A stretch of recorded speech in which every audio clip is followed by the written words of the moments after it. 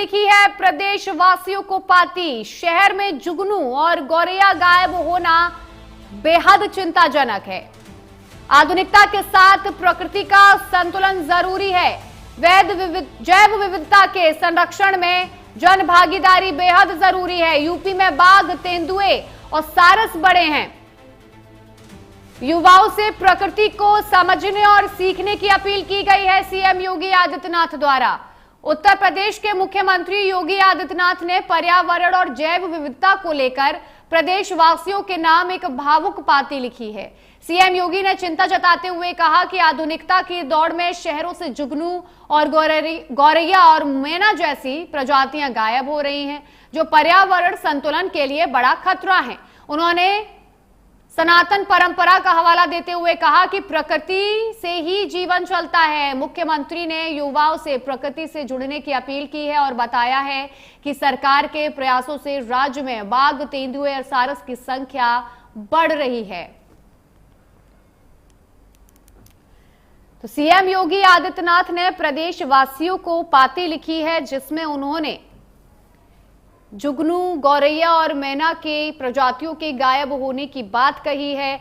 लोगों से जागरूक होने की बात कही है। आधुनिकता के साथ प्रकृति का संतुलन बेहद जरूरी है। युवाओं से भी अपील की गई है कि वे प्रकृति के लिए अपना योगदान दें।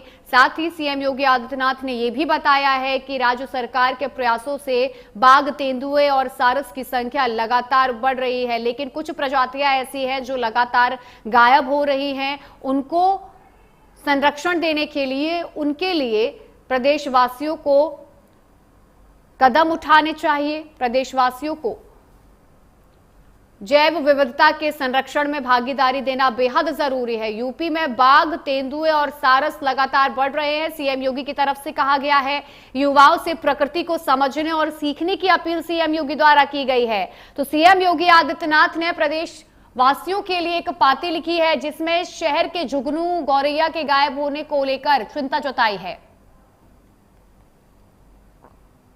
बड़ी संख्या में जुगनू, गौरैया और मैना की प्रजातियां गायब हो रही हैं, उसको लेकर सीएम योगी बेहद चिंतक नजर आ रहे हैं। वहीं उन्होंने युवाओं से प्रकृति को समझने की अपील की है, उसको सुधारने की अपील की है, जैव विविधता पर ध्यान देने की अपील की है। सीएम योगी आदित्यनाथ ने यह भी बताया है कि राज्य सरकार के प्रयासों से बाघ, तेंदुए और सारस की संख्या लगातार बढ़ रही है। तो हम सभी को साथ मिलकर अपने जीवों की रक्षा करनी चाहिए, उनके लिए प्रकृति को समझना चाहिए।